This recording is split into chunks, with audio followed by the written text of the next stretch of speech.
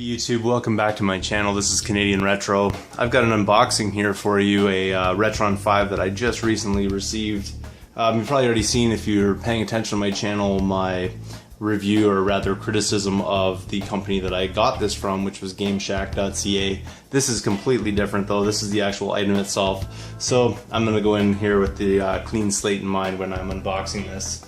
So let's get started. Here's obviously the box right here. This is the black version of it. You can see it has this purple type trim on it, which is kind of cool.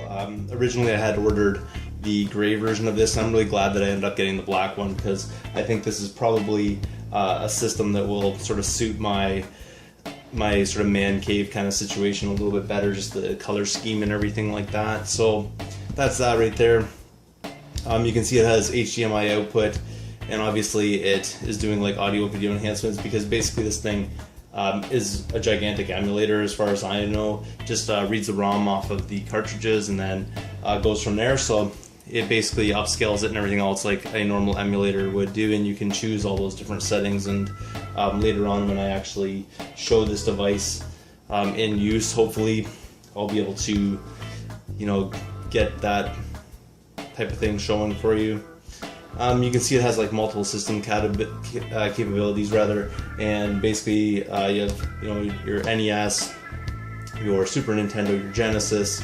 You've got Game Boy, Game Boy Advance, Game Boy Color. There's a whole bunch of stuff here. You could also, if you had an adapter for the Master System, you could put that in there as well. And that's pretty cool, to say the least. I don't have one of those adapters, so I'll have to kind of wait it out. I'm really looking for one of those, because I'd love to be able to use it with this system or just with my Genesis, and not to have multiple systems going on at the same time. That's really the reason why I got this, though, is that I do have a lot of different systems down there, and it's really difficult sometimes to get things hooked up the way I want them to be. This is just going to run right through all my HDMI multi inputs that I have, and save myself a lot of time and effort and energy, I think. So we'll have to see how that all goes, but let's get to the unboxing part of this.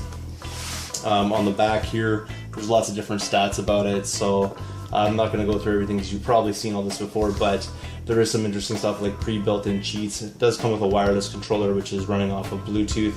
I'll probably never use that controller. I'm planning on using the original controller hardware, but that's the way that goes. But it also has those controller ports in it, and actually tells you that on the front here. So it has two NES ports, two SNES ports, and two Genesis ports. So basically, you can use any controller you want to control whatever type of game. Obviously, I would think that the controller that would suit it best would be the one for the original system. Like, if you're playing Super Nintendo, you're not going to want to use the Genesis controller because you won't have enough buttons. So something like that. But basically, there you go. I'll dig into this. I already cut the tape off of it just so I could make this a little bit quicker. So lots of different tabs, and that box is kind of interesting for sure, because it's not totally a box, it has like this angled part to it. So I thought that's kind of interesting that they did that little stylized feature. You don't even find that on regular kind of consoles these days, so it's sort of strange, but that's the way that goes. I'm trying to figure out how this thing opens.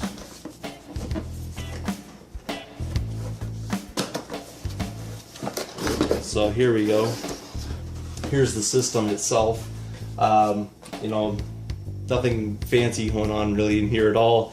Very streamlined, but that's okay. That's why I bought this thing. The less stuff, the better. There's a bag here, which to me looks like it's already been opened by someone, which is kind of odd, but it has a variety of different types of inputs, or whatever you call them, for different regions and things like that. Like if you're in Japan or you're in Europe or something like that, you might have to use some of these. Actually, Japanese ones use the same thing as we do though, so that's that.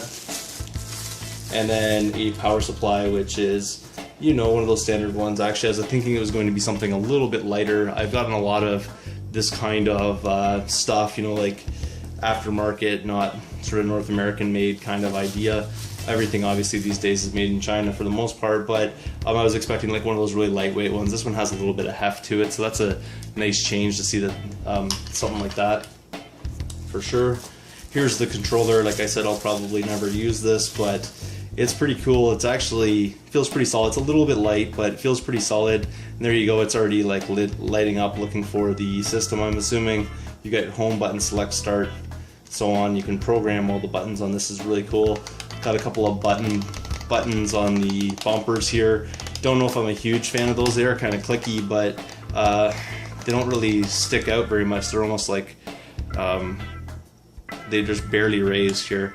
So I don't know if I'm a big fan of that, but like I said, I'll probably end up using the real hardware as far as the controllers go, so that's not a big deal for me. You can obviously charge it, I'm assuming, through there, and that's pretty cool, and it's got a very clicky kind of joystick here. I don't know how great that would be for some games, because when you think about it, you know, if you had like an NES system, you sort of had up and to the side, you never had like a diagonal, you'd have to press both. So I don't know if that would really function well with that. I'm sure other people could probably tell you if it does or not, but still, that's pretty cool that it came with that. I didn't bother getting an extra controller just because, like I said, I'm going to use the original ones.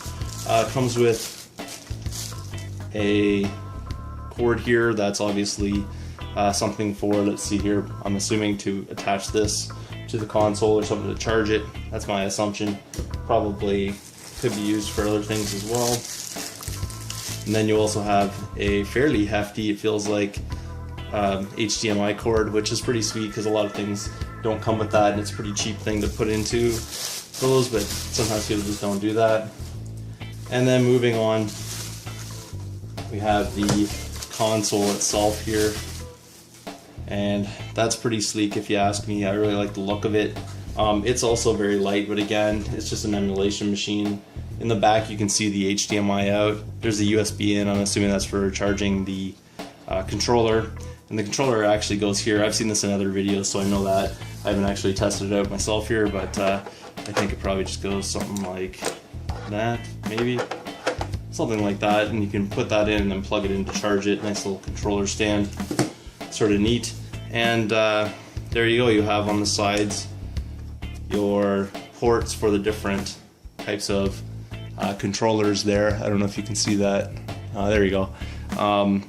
Ports for the different controllers there, so that's pretty cool. Same thing on the other side. Kind of a bummer though, these things have these port covers, which is kind of nice, but I can imagine these getting lost quite easily. And there you go, so that's pretty neat. I like that overall. Very springy doors on this, and I've heard, and I'd have to test this out on my system here, that this actually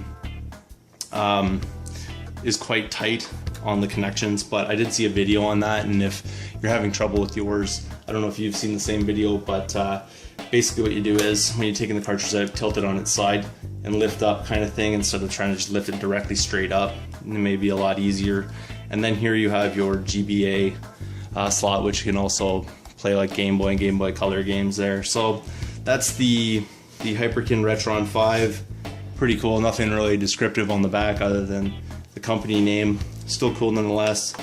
Power in the front. Not much else to say about that, but you can see you can get all of your different systems there. I don't know if you can read them all, but Famicom actually has its own separate one than NES, Super Nintendo, Genesis, and also you can put in your power-based converter into this one right here if you wanted to do Master System. So that's pretty cool right there. Again, the bottom there's an instruction manual, and also the Retron 5 like stickers and things like that. So pretty neat all around. I'm quite pleased with what I see here. I'm going to be really happy to get this hooked into my setup and my system, and we'll just see how everything runs. So thanks again for watching. If you haven't subscribed yet, please do. Feel free to thumbs up this video, comment down below, and I will see you all later.